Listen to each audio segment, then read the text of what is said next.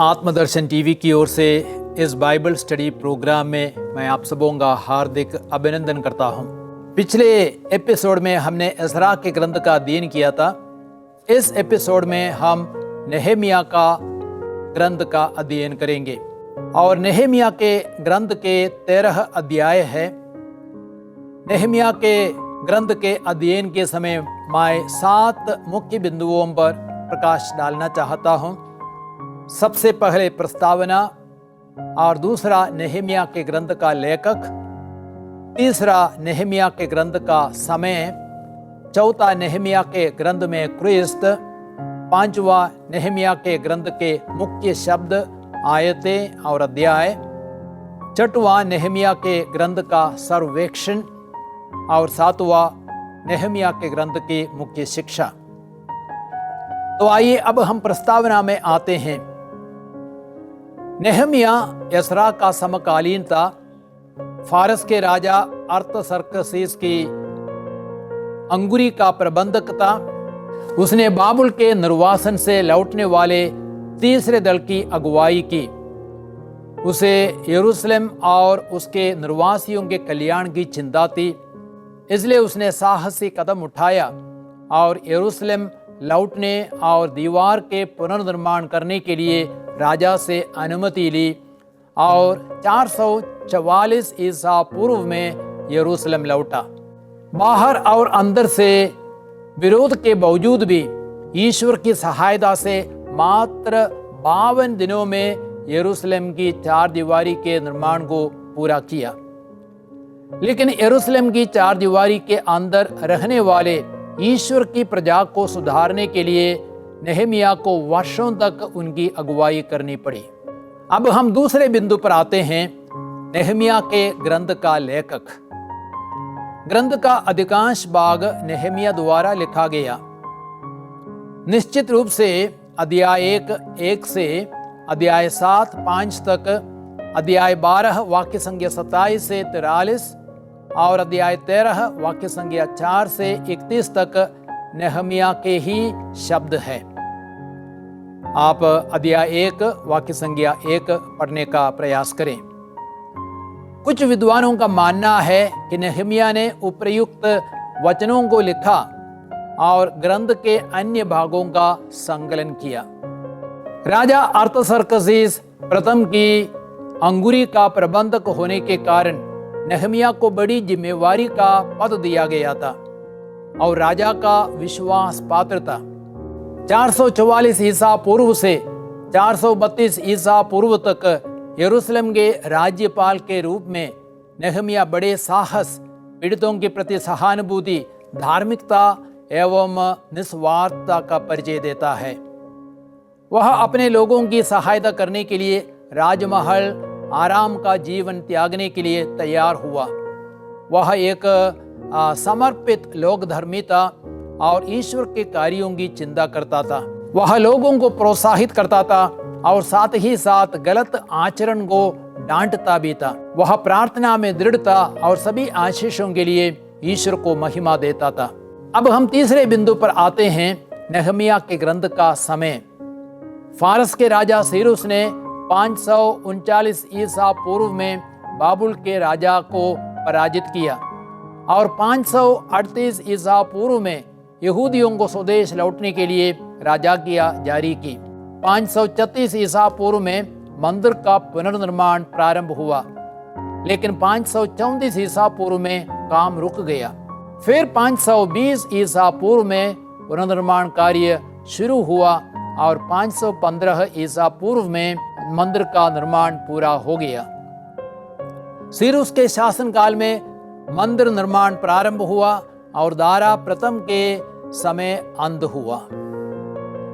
3 अलग अलग समय में यहूदियों को बाबुल में निर्वासित किया गया था, अर्थात 606, 597 एवं 586 ईसा पूर्व में।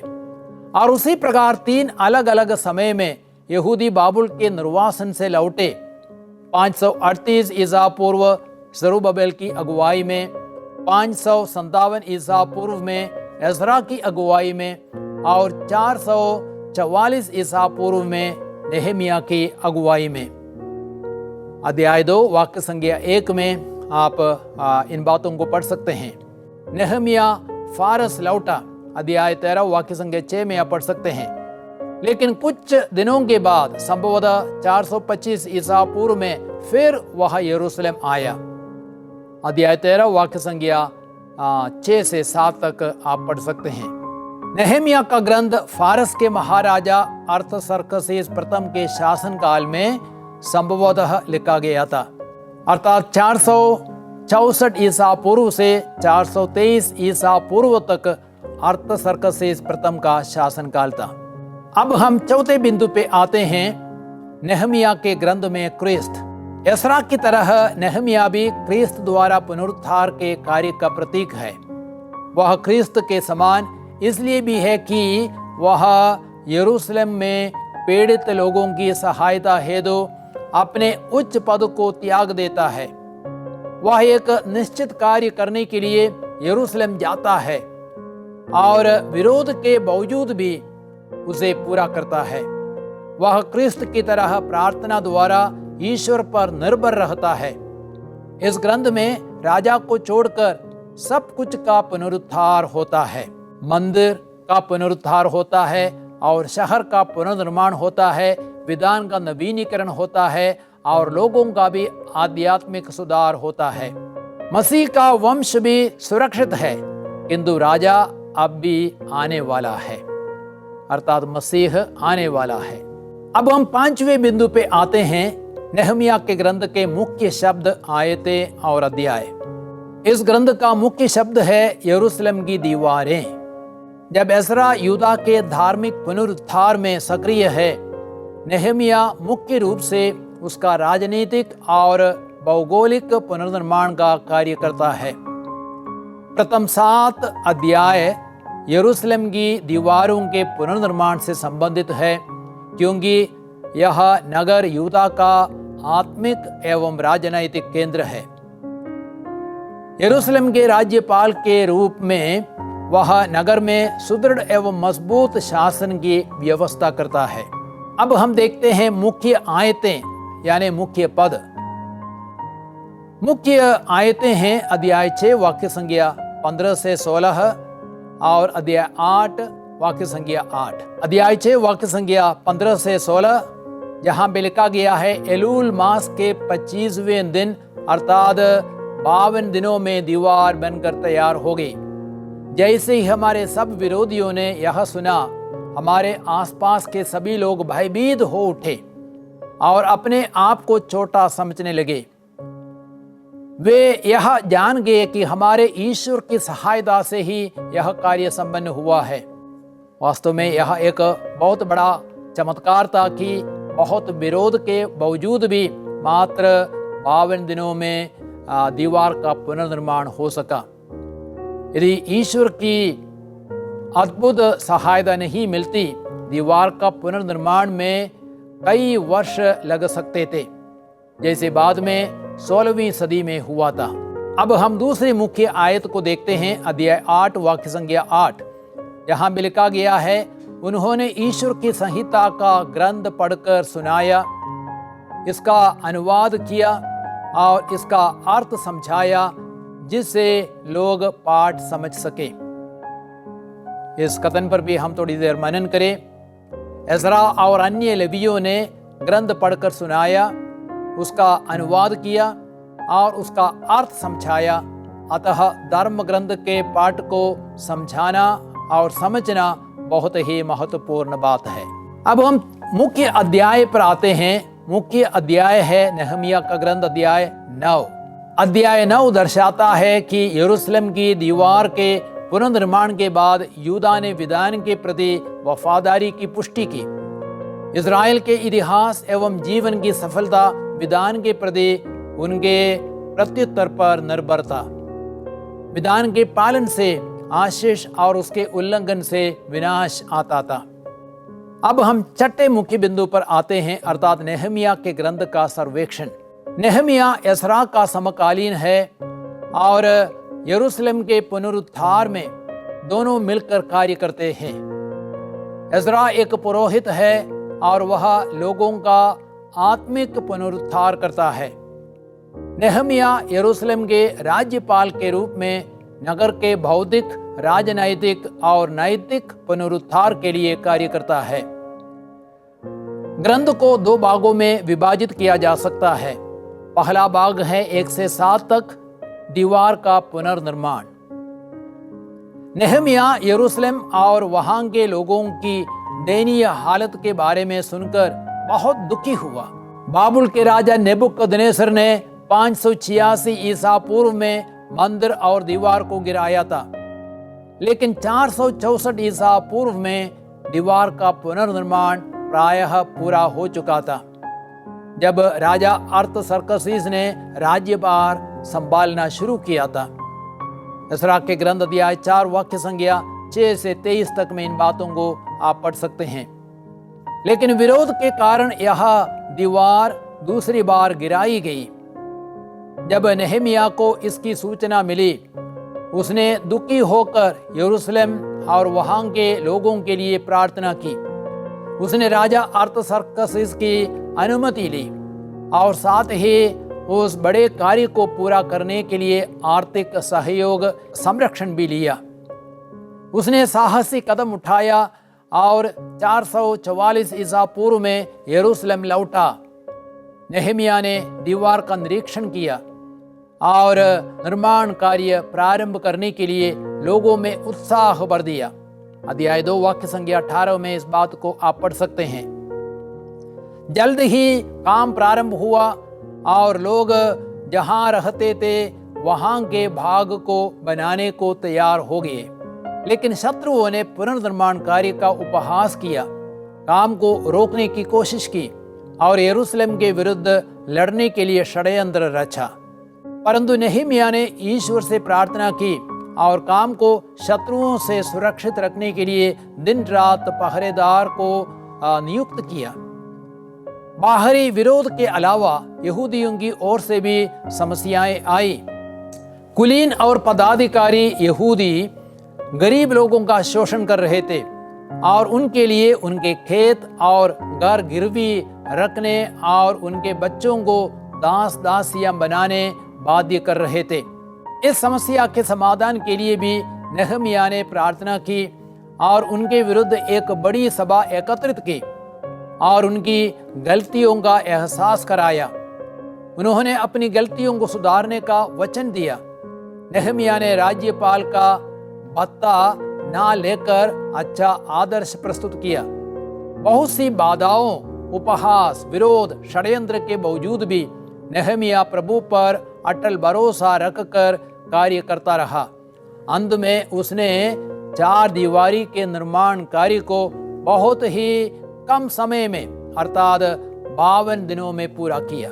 उसके विरोधी भी जान गए कि इज़राइल के ईश्वर की सहायता से ही यह कार्य संपन्न हुआ है।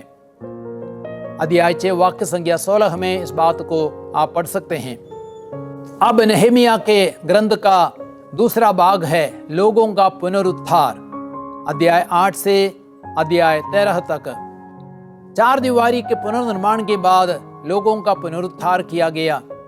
एस्रा ने लोगों के आत्मिक उद्धार की अगुवाई की। अध्याय 8 से 10 तक आप इन बातों को पढ़ सकते हैं। एस्रा ने 13 वर्ष पहले भी लोगों के आत्मिक उद्धार के लिए कार्य किया था। एस्रा के ग्रंथ अध्याय 9 और अध्याय 10। पुरोहित एस्रा सभा में मूसा की संहिता का ग्रंथ ले आया। सभा में पुरुष, स्त्रियां और समझ सकने वाले बालक उपस्थित थे। उसने सवेरे से लेकर दोपहर तक लोगों को ग्रंथ पढ़कर सुनाया। सब लोग संहिता का ग्रंथ ध्यान से सुनते रहे। शास्त्री एस्रा विशेष रूप से तैयार किए गए लकड़ी के मंच पर खड़ा था। तब एस्रा ने प्रभु महान ईश्वर का स्तुतिगान किया और सब लोगों ने हाथ उठाकर उत्तर दिया, आमीन आमीन। इसके बाद वे झुक गए और मुंह के बल गिरकर उन्होंने प्रभु को दंडवत किया। निर्वासन से लौटे हुए सब लोगों ने अपने लिए पर्णशालाएं बनाई और वे चिवर पर्व मनाने के लिए उनमें रहने लगे। अध्याय 8 में आप इस बात को पढ़ सकते हैं। जनता के नेता यरूशलेम में बस गए। अन्य लोगों ने चिट्ठी डालकर निश्चित किया कि प्रत्येक 10वां व्यक्ति पवित्र नगर यरूशलेम में बसेगा और शेष 9 अपने अपने नगर में रहेंगे। अध्याय 11 वाक्य संख्या 1 में इस बात को पढ़ सकते हैं। एक भव्य धर्म विधि द्वारा यरूशलेम की 4 दीवारी प्रभु को प्रतिष्ठित की गई। विधान का नवीनीकरण हुआ और लोगों ने विजातीय लोगों से विवाह का संबंध न रखने का निर्णय लिया और उन्होंने सारे विजातीय लोगों को इज़राइल में से अलग कर दिया। अध्याय 13 वाक्य संख्या 3 में इस बात को पढ़ सकते हैं। दुख की बात है कि एजरा द्वारा जो आत्मिक सुधार हुआ था वह अधिक दिन तक न रहा। नेहमिया जो 432 ईसा पूर्व में फारस लौट गया था, अध्याय 13 वाक्य संख्या 6 में हम पढ़ते हैं, उसकी अनुपस्थिति में याजक एलियाशीब ने जो मंदिर के भंडारों का प्रबंधक नियुक्त किया गया था कुकर्म किया। उसने एक विजातीय व्यक्ति तोबिया के लिए ईश्वर के भवन में एक बड़ा कमरा तैयार करवाया था, जिसमें पहले अन्न बलि, लोबान, पात्र और अन्य चीजें रखी जाती थी। जब नेहमिया दूसरी बार यरूशलेम लौटा, उसने टोबिया का सामान उस कमरे के बाहर निकलवाया। उसने विश्राम दिवस का पालन करने के लिए लोगों को आदेश दिया और पुनः विजातीय स्त्रियों को अलग करने के लिए लोगों को बाध्य किया। अध्याय 13 में इस बात को आप पढ़ सकते हैं। अब हम 7वें मुख्य बिंदु पर आते हैं, अर्थात हमारे लिए शिक्षा। एक महत्वपूर्ण शिक्षा यह है, जहां चाह है वहां राह है। ग्रंथ हमें सिखाता है कि नेहमिया ने अपनी प्रार्थना और दृढ़ संकल्प से बहुत से विरोध के बावजूद भी मात्र 52 दिनों में यरूशलेम की 4 दीवारी का पुनर्निर्माण किया और नगर का पुनरुद्धार किया। हमारा जीवन टूटी फूटी दीवार की तरह है और उसका पुनर्निर्माण करने के लिए हमें दृढ़ संकल्प, प्रभु पर अटल भरोसा और प्रार्थना की आवश्यकता है। और एक दूसरी महत्वपूर्ण शिक्षा है, ईश्वर अपनी प्रतिज्ञा को पूरा करता है। मनुष्य भले ही ईश्वर के साथ किए गए विधान को भंग करे या भूल जाए, ईश्वर अपनी प्रतिज्ञाओं को पूरा करता है। ईश्वर ने पुनर्निर्माण करने की प्रतिज्ञा की थी। यदि आप इसायाह के ग्रंथ अध्याय 49 वाक्य संख्या 16 पढ़ेंगे, वहां पे लिखा गया है, मैंने तुम्हें अपनी हथेली पर अंकित किया है, तुम्हारी 4 दीवारी निरंतर मेरी आंखों के सामने है। यरूशलेम की 4 दीवारी के बारे में भी प्रभु कह रहे थे। और उसी प्रकार यिर्मयाह के ग्रंथ अध्याय 31 वाक्य संख्या 4 में भी इस बात को आप पढ़ सकते हैं। तो ईश्वर अपनी प्रतिज्ञा को पूरा करता है, ईश्वर अपनी प्रजा के साथ है। तो हम लोगों ने नेहमिया के ग्रंथ का अध्ययन किया और मैं आपसे अनुरोध करूंगा, अब आप इन बातों को ध्यान में रखें, मन में रखें और नेहमिया के ग्रंथ को पढ़ें, तब आपको और आसानी से ग्रंथ को समझने में सहायता मिल सकती है। और अगले एपिसोड में हम टोबित के ग्रंथ का अध्ययन करेंगे।